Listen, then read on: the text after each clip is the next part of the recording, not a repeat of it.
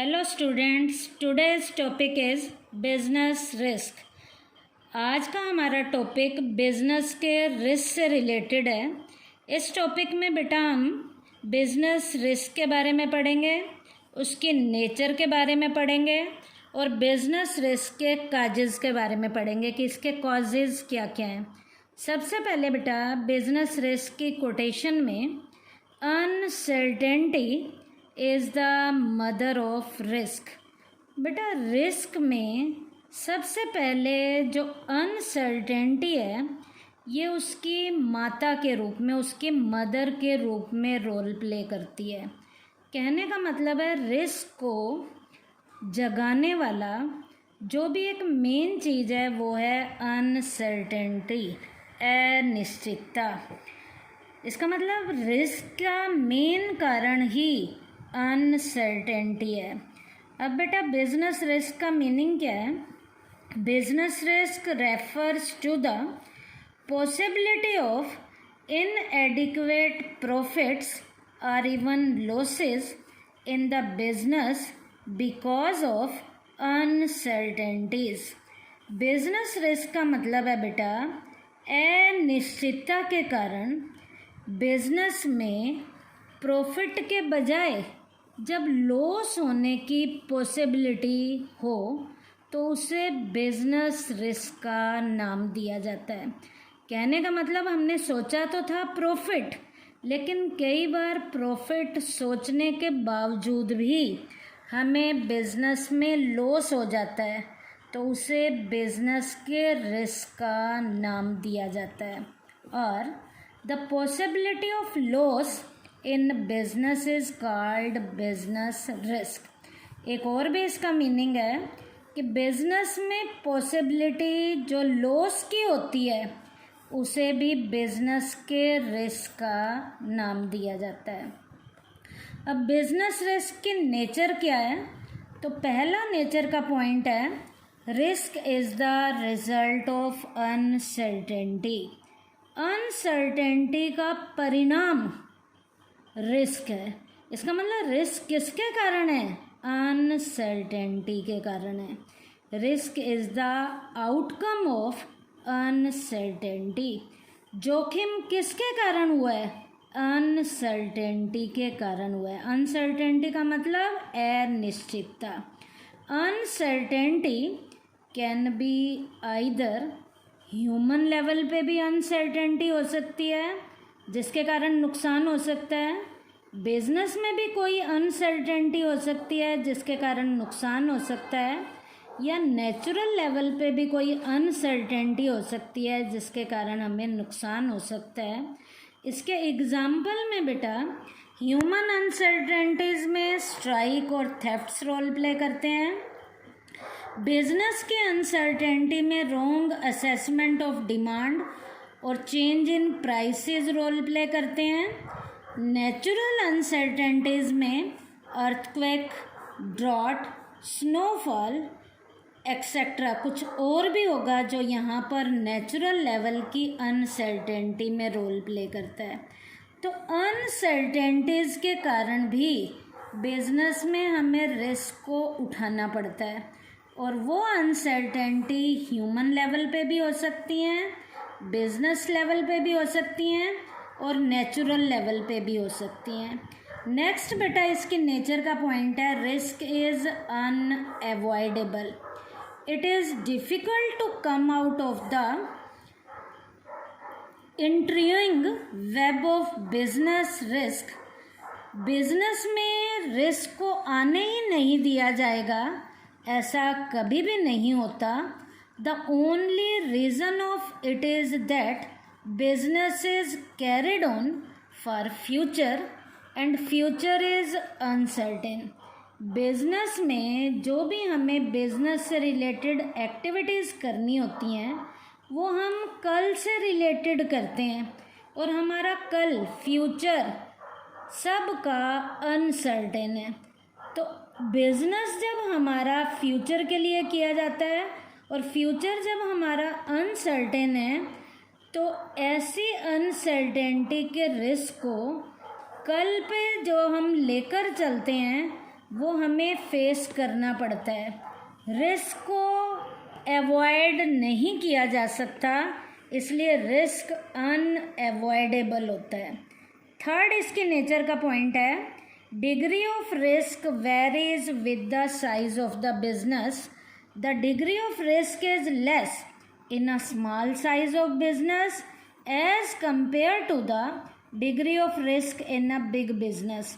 बड़े बिजनेस में हमें रिस्क ज़्यादा उठाने पड़ते हैं और जितना छोटा बिजनेस होता है उतने हमें रिस्क कम उठाने पड़ते हैं। तो इसका मतलब ये साइज़ के ऊपर डिपेंड करता है। बड़ा बिजनेस है तो ज़्यादा रिस्क, छोटा बिजनेस है तो थोड़े रिस्क।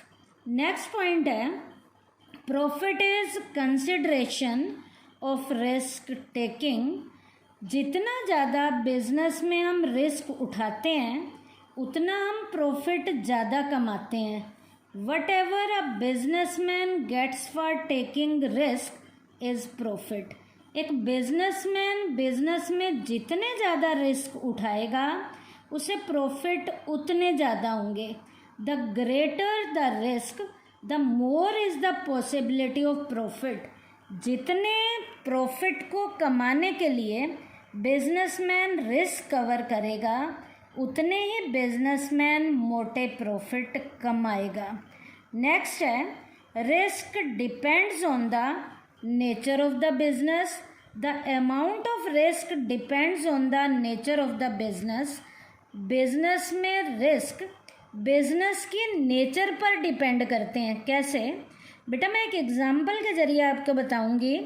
जो डेली यूज़ की गुड्स को बेचने वाले बिजनेसमैन हैं उन्हें कम रिस्क उठाना पड़ता है क्योंकि डेली यूज़ की गुड्स की डेली डिमांड होती है। लेकिन जो बिजनेसमैन फैशनेबल प्रोडक्ट को रखते हैं, फैशन रोज़ चेंज हो जाता है, तो फैशनेबल प्रोडक्ट के बिजनेसमैन को रिस्क डेली यूज़ के बिजनेसमैन के कंपैरिजन ज़्यादा उठाना पड़ता है। इसका मतलब बिजनेस की नेचर पे रिस्क डिपेंड करता है।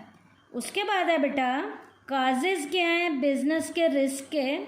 बिजनेस के रिस्क के बेटा कई काजेज़ हैं, जिसमें पहले कॉज का नाम है natural causes. These include those causes which are beyond the power of man. Natural level के काजेज़ ऐसे कॉजेज़ हैं जो इंसान के बस से बाहर हैं। Man can only think about them. इंसान इनके बारे में सोच सकता है and can not say anything. इनके बारे में कुछ कह नहीं सकता। जैसे नेचुरल कॉजेज़ के रिस्क में पहला रिस्क है हमारा seasonal changes. Seasonal changes affect business. Season के चेंज होने का भी बिजनेस पे इफ़ेक्ट पड़ता है। जैसे कुछ चेंजेस हैं, मान लीजिए फ्लड आ गया या कोई स्टॉर्म्स वगैरह आ गए, कोई तूफ़ान वगैरह आ गए या आंधियाँ आनी शुरू हो गई, तो ये सीजनल लेवल के चेंजेस हैं जिसके कारण बिजनेस में नुकसान उठाने पड़ सकते हैं। नेक्स्ट है बेटा यहाँ पर हमारा geological changes. Geological changes take place in the womb of the earth cause great loss. बेटा धरती के नीचे भूगर्भ में धरती की भूमि की जो टेक्टोनिक प्लेट्स हैं ये भी टाइमली अपने इनमें चेंज ओवर होता रहता है, जिसके कारण भी एक तरीके का भूकंप सा आना शुरू हो जाता है और बिजनेस को उसका नुकसान होता है। इसके एग्जाम्पल में अर्थक्वेक का एग्जाम्पल बताया जा सकता है। जैसे earthquake ट्रेमोर्स destroy huge buildings in the twinkling of an eye।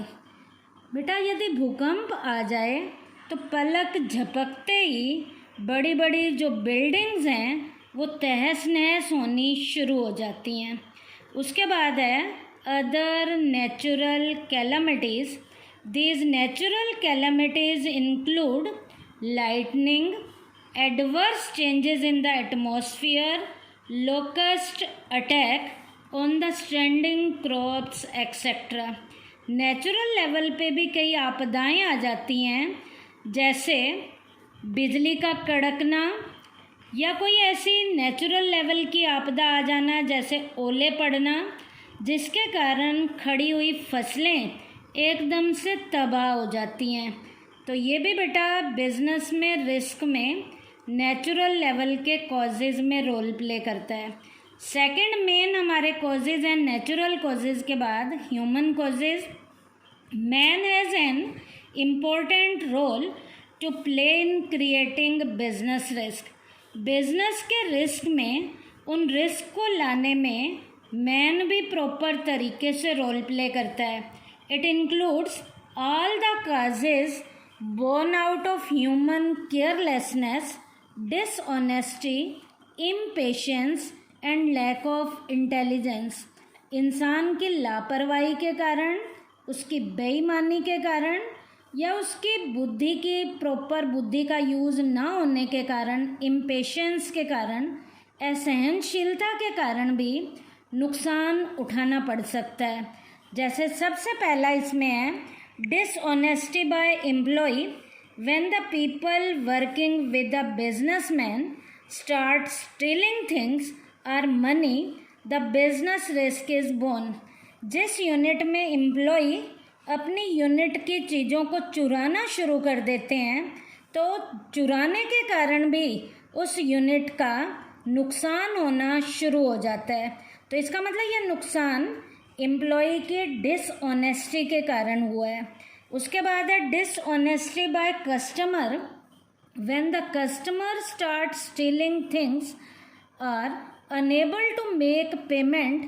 कई बार क्या होता है, कस्टमर ग्राहक माल को लेते नहीं हैं बल्कि माल को चुरा कर ले जाते हैं। अब चुरा कर माल को ले गए, इसका मतलब उसकी पेमेंट नहीं की गई। और डिलीवरी या deliberately refuse to make payment, जानबूझ के पेमेंट नहीं देते। The business risk is created, जिसके कारण बिजनेस में रिस्क पैदा होने शुरू हो जाते हैं। उसके बाद है strike and lockout. Sometimes there is dissatisfaction among the labourer because of the decision taken by the manager. कई बार मैनेजर के लिए गए डिसीजन से लेबर क्लास कैटेगरी नाराज हो जाती है। Announcement of less bonus causes such situation. ऐसी सिचुएशन कई बार तब आती है जब मैनेजर अपने सबॉर्डिनेट के लिए बोनस की अनाउंसमेंट कम करते हैं। The dissatisfaction of the labourer finally changes itself into a strike and lockout and which create a business risk. जब एम्प्लॉई यूनिट के मालिक से बोनस कम मिलने के कारण नाराज हो जाएंगे और वो नाराज होके यूनिट के बाहर स्ट्राइक पर बैठ जाते हैं या यूनिट को ताला लगा देते हैं, तो इस तरीके से भी बिजनेस में रिस्क ह्यूमन लेवल के काजेज के जरिए हुआ। नेक्स्ट है वर्किंग केयरलेसली।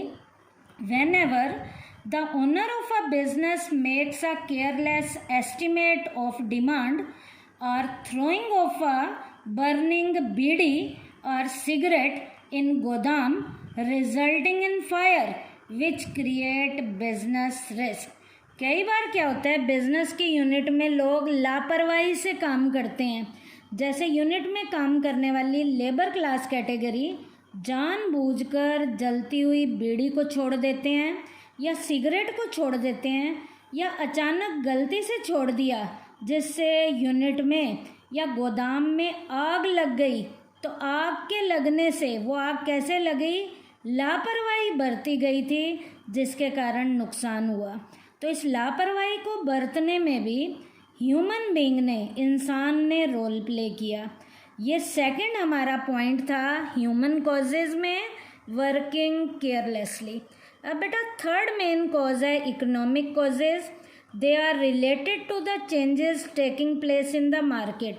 इकोनॉमिक कॉजेज़ में मार्केट में होने वाले जितने भी चेंजेस हैं वो रोल प्ले करते हैं, जैसे change in fashion, change in taste and fashion causes a huge loss because the goods remain confined to the गोदाम।